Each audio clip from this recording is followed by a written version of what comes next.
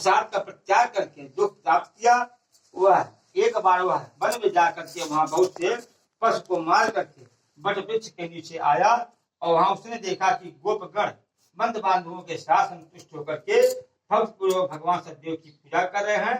राजा यह देख करके भी अहंकारवश न तो वहां गया और न उसने भगवान सत्यनारायण को प्रणाम ही किया। इसके बाद पूजन के अंतर सभी गोपगण भगवान का प्रसाद राजा के समीप रख करके वहां से लौट आए और इच्छा अनुसार उस सभी ने भगवान का प्रसाद ग्रहण किया। जब राजा को प्रसाद का प्रत्याग करने से बहुत दुख हुआ, उसका संपूर्ण धन धान्य एवं 100 पुत्र नष्ट हो गए। राजा ने मन में यह निश्चय किया कि अवश्य ही श्री भगवान सत्यनारायण ने हमारा नाश कर दिया है, इसलिए मुझे वहां जाना चाहिए जहाँ सत्यनारायण का पूजन हो रहा है। ऐसा मन में निश्चय करके वह राजा गोपगणों के समीप गया और उसने गोपगण के साथ भक्त श्रद्धा से युक्त होकर के विधिवत विधान से भगवान सत्यदेव की पूजा की।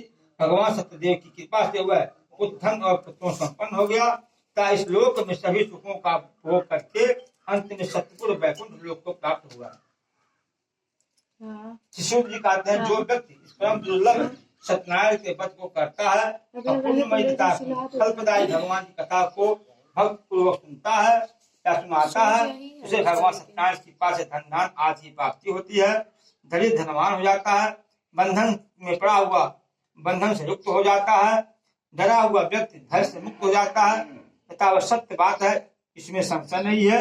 इस लोक में सभी इच्छित फलों को भोग करके अंत में सत्यनारायण वैकुंठ लोक को जाता है। ये ब्राह्मणों, इस प्रकार मैंने आप लोगों से भगवान सत्यनारायण के व्रत को कहा, जिसके करने से मनुष्य सभी दुखों से मुक्त हो जाता है। कलयुग में तो भगवान सत्यदेव की पूजा विशेष फल प्रदान करने वाली है। भगवान विष्णु को ही कुछ लोग काल, कुछ लोग सत्य, कुछ लोग ईश और कुछ लोग सत्यदेव तथा कुछ लोग सत्यनारायण नाम से कहेंगे। अनेक रूप धारण करके भगवान सत्यनारायण सभी का मनोरथ सिद्ध करते हैं। और कलयुग में सनातन भगवान विष्णु ही सत्य व्रत रूप धारण करके सभी का मनोरथ पूर्ण करने वाले होंगे। श्रेष्ठ मुनियों, जो व्यक्ति नित्य भगवान सत्यनारायण की इस व्रत कथा को पढ़ता है, सुनाता है, भगवान सत्यनारायण की कृपा से उसकी सभी पापों से मुक्त हो जाता है। ये मुनिरो, पूर्व काल में जिन लोगों ने सत्यनारायण भगवान का व्रत किया था, उनके अगले जन्म का वृत्तांत कहता हूँ, आप लोग सुनिए।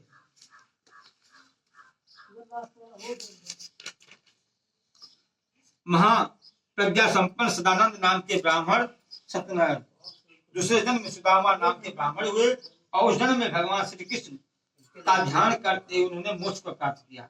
लकड़हारा जो भिल्ल था, भूमों का राजा था, वह अगले जन्म में उसने भगवान श्री राम की सेवा करके मोक्ष को प्राप्त किया।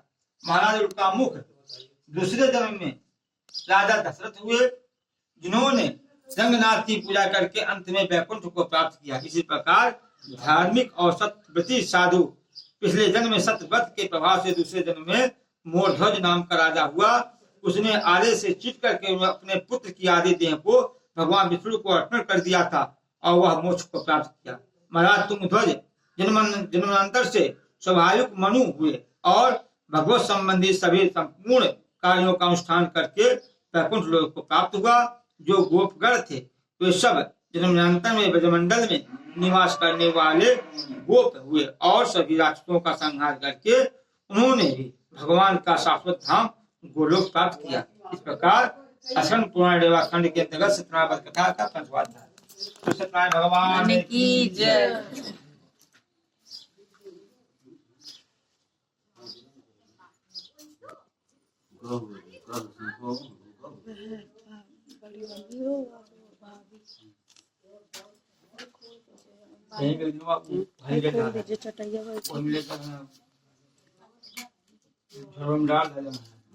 चावल